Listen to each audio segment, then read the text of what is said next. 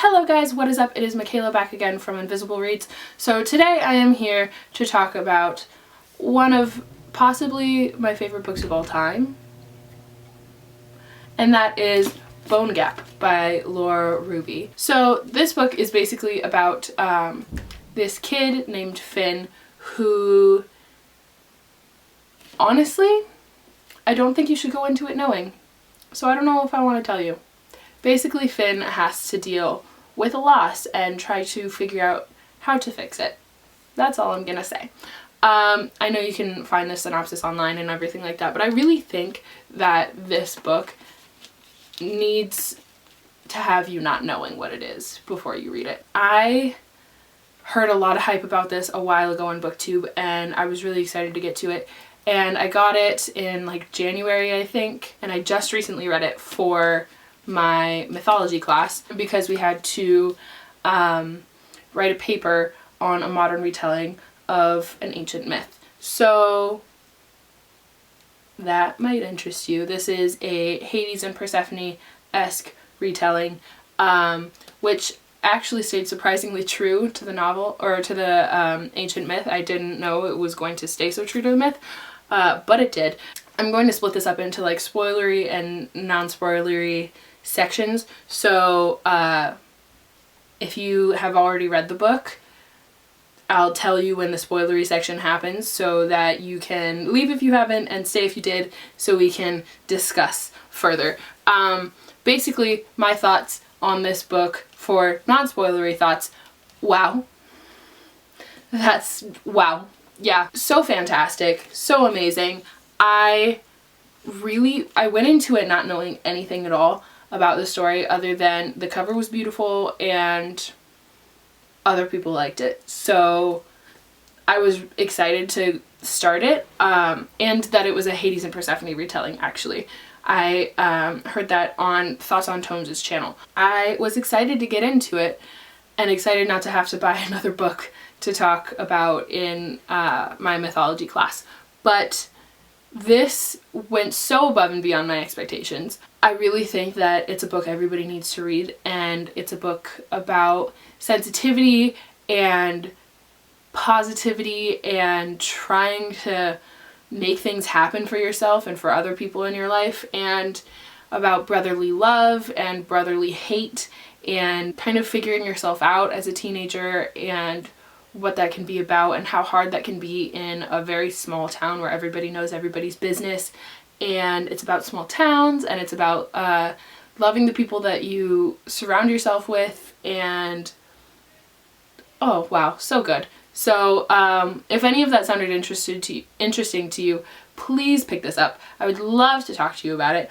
I highly encourage you to go into it not knowing anything, but if you don't want to, you don't have to, obviously.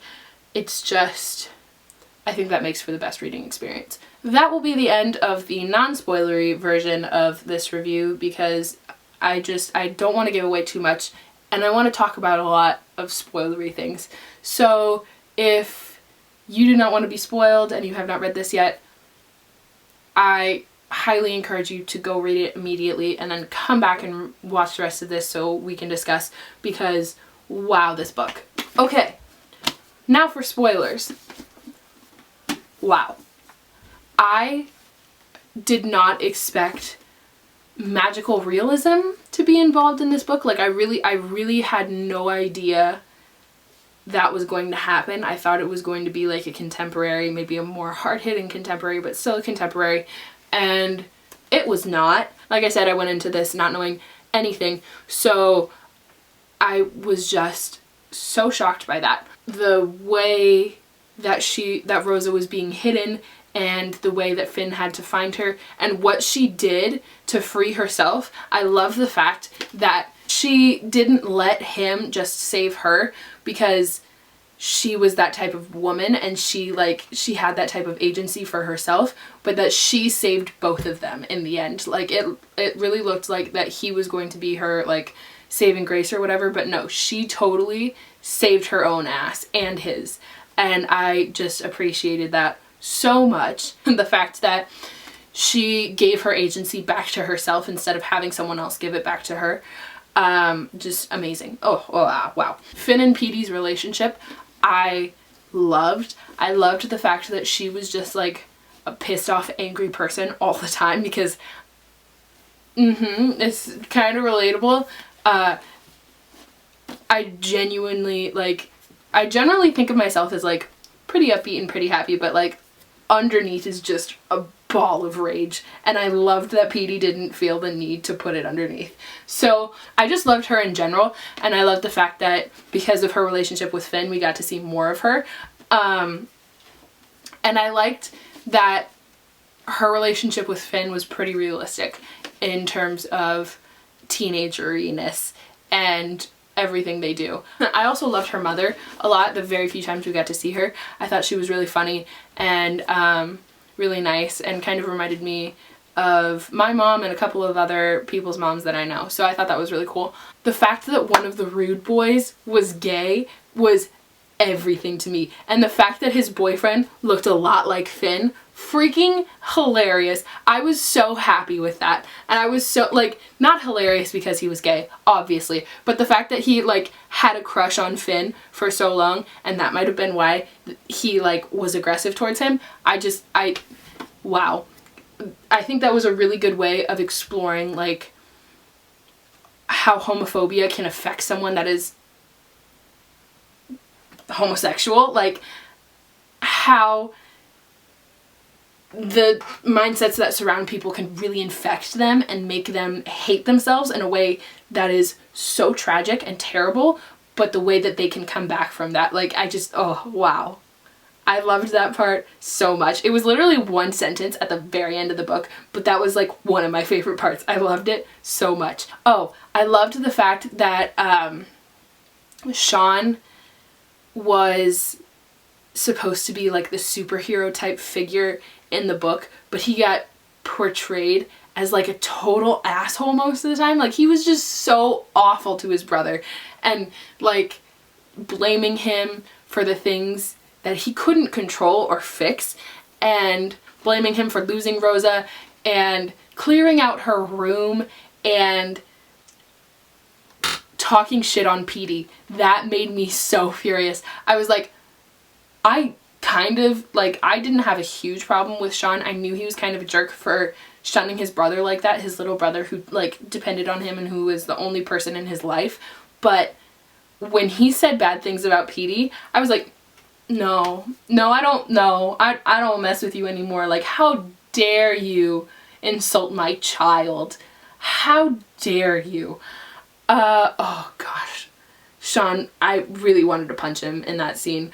But then Finn punched him, so I was like, I love the figuring out of his disease, of Finn's disease, of his inability, his face blindness. I liked the way it happened, and I didn't necessarily like that Petey kind of hated herself because of it, because I don't like when women in books put too much into what guys in particular think of them, but people in general. And I don't think Petey did that a lot. Like, she was a very strong person, and you could tell that, and you could tell that she, like, half the time she was like, I don't give a shit what you say about me or my face. But then, like, she was a soft little marshmallow inside, and she still felt the things, and I was so sad for her. And the fact that she, like, had someone tell her that they loved her, and then found out that he had something that made her face, which wasn't apparently conventionally beautiful, stand out to him and make him believe that she was beautiful just because of his disease. Like, her thought that that is the only reason why he liked her broke my heart, and I wanted to give her a hug. I felt so bad. It literally tore me apart. But yeah, the characters in this book made it for me. Like, the plot, I was confused for a good portion of it, because I was like, I didn't know this was magical realism. But towards the end, I was like, this is magical realism, and it's a good one. But the characters just, wow, got to me. I'm a very big character person. If I love the characters, I'll probably love the book. And wow, I love these characters, and I love this book. I believe I gave this like a 4.5 out of 5 stars, but honestly that was only because I was confused for a good portion of it. And that's probably partially my own fault.